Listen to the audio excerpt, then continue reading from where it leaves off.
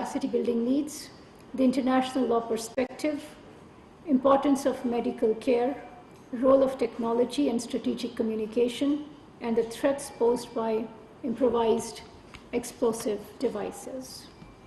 These deliberations were geared towards producing concrete ideas that will serve as a foundation for enhancing the effectiveness and efficiency of UN peacekeeping operations.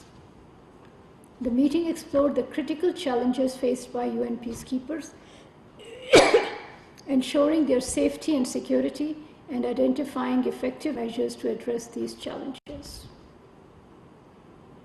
The valuable insights generated at the meeting will contribute significantly to the success of the peacekeeping ministerial meeting scheduled in Ghana in December 2023 and go a long way in strengthening the UN peacekeeping missions. In his keynote address at the conference, Foreign Minister Jalil Abbas Jilani reaffirmed Pakistan's strong commitment to UN peacekeeping and our vision for safety and security of UN peacekeepers.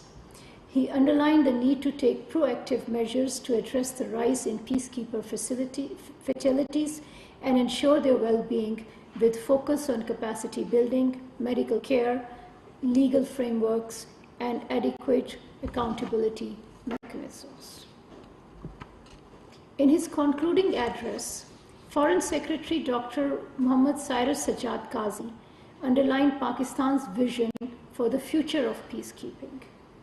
He stated that moving forward, Pakistan will strengthen and diversify our peacekeeping contributions to make them even more substantive and robust.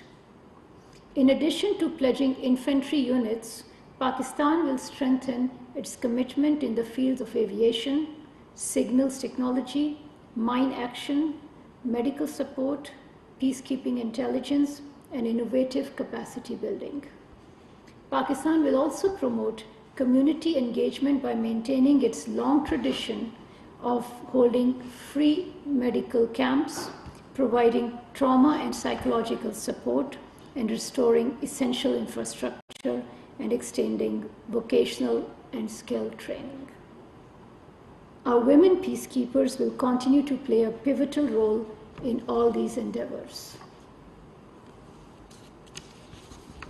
During the last few days, the Foreign Minister has held important conversations with Foreign Ministers of Kuwait, Denmark, and Cuba, as well as the acting US Undersecretary of State. He has also held meetings with resident heads of missions in Islamabad.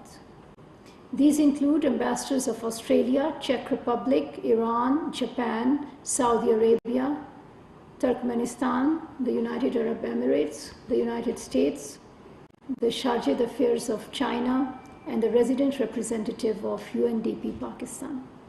These interactions have afforded an opportunity to hold fruitful exchanges on further strengthening bilateral ties, charting future bilateral benchmarks, and paving the way for enhanced collaboration in various domains.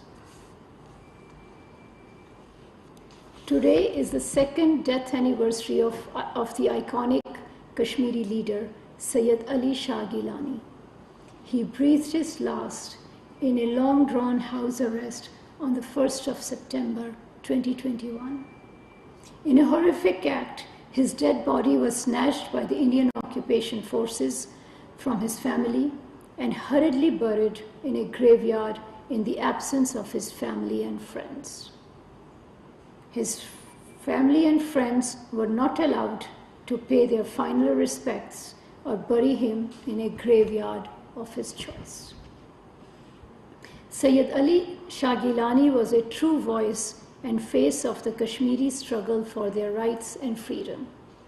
His unflinching commitment to the Kashmiris' right to self-determination in the face of persistent persecution and tremendous personal hardship has inspired generations of Kashmiris in resisting the occupation and tyranny.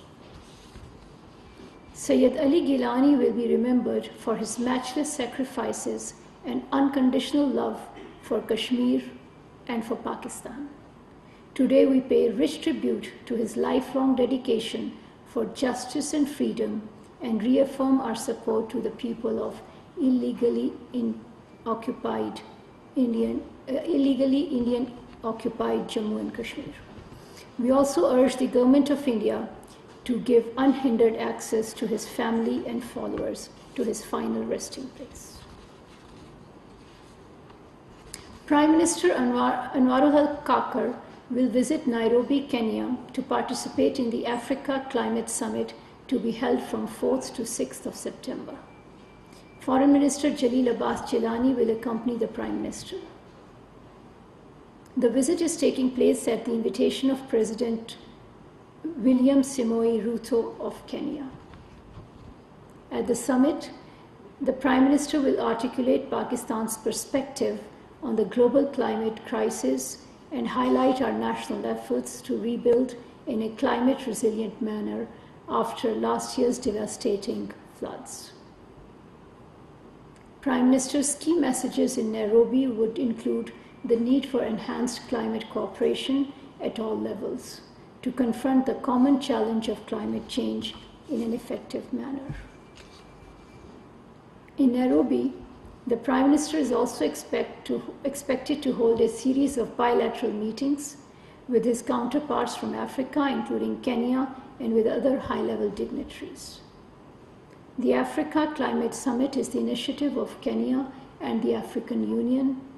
Pakistan's high-level participation in this summit is not only in keeping with its traditionally proactive climate diplomacy, but also in line with the Look Africa outlook for enhanced engagement with countries in Africa.